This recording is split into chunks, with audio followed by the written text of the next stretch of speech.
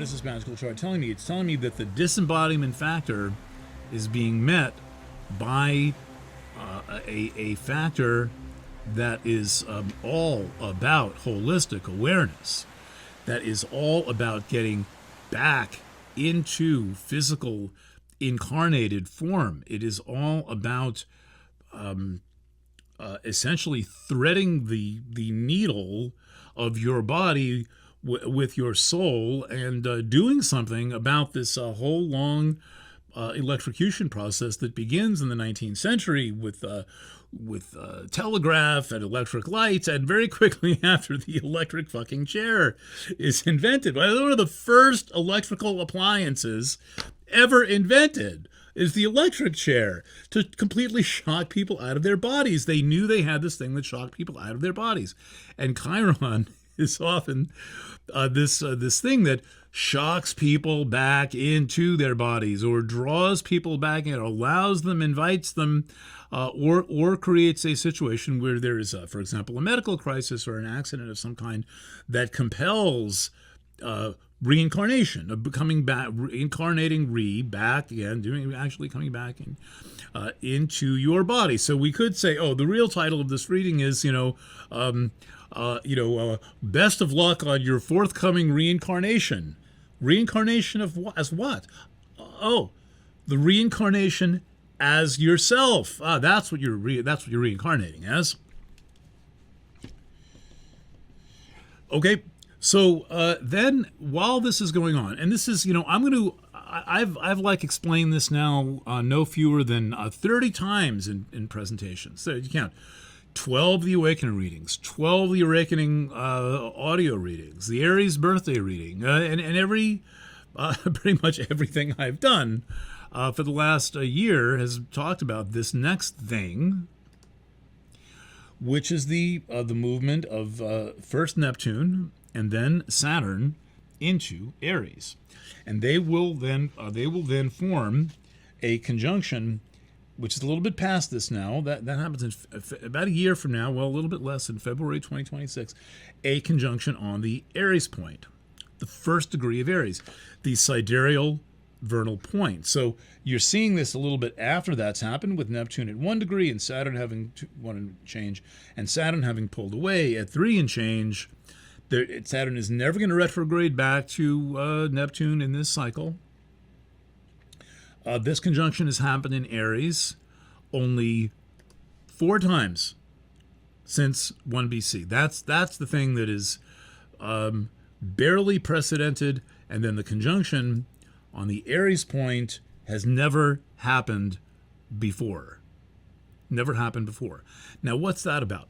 So I think that the Aries point used to be like this boutique item. The Aries point used to be this thing you could write a song about, like in the case of Television Man by David Byrne. When the world crashes into my living room, television made me what I am. Right? The world crashes in. You know this song. Let's play a couple of seconds of it. Nope, wrong one. Great beat. 1 and 3 and 1 and 3 and. I think one of David Byrne's great songs.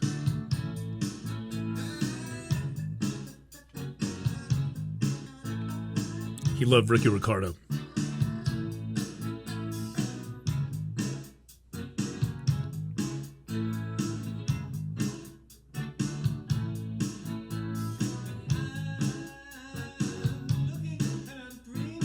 I don't know if you can hear that. I'm looking and I'm dreaming for the first time.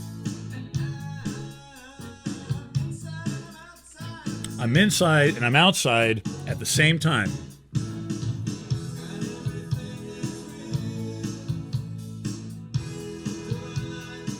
Everything is real. Do I like the way I feel?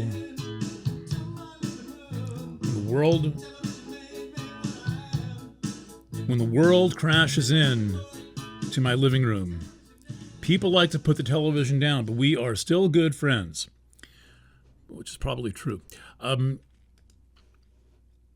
So he's got that right. But the beauty of it is he could write a song about something that was, for example, in that song probably comes out around 1988 or so. You could actually say, "Oh, that's what that is." Like, "Oh, I'm inside and I'm outside at the same time." What do you say? I'm looking and I'm dreaming at the same time.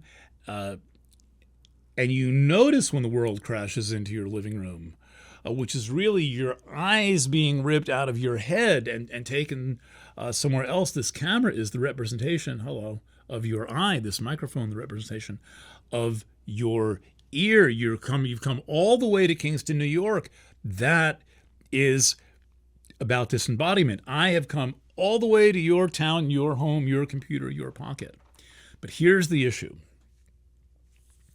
And the line, "the world crashes into my living room," is the perfect delineation of the Aries point. The Aries point is the first degree of Aries, where a lot of this is happening, right? Particularly the one and only ever in 2026 years conjunction of Saturn and Neptune on the Aries point. Well, this opens up the world to you. This activates your connection to the world. So you've got to decide how you want that to work.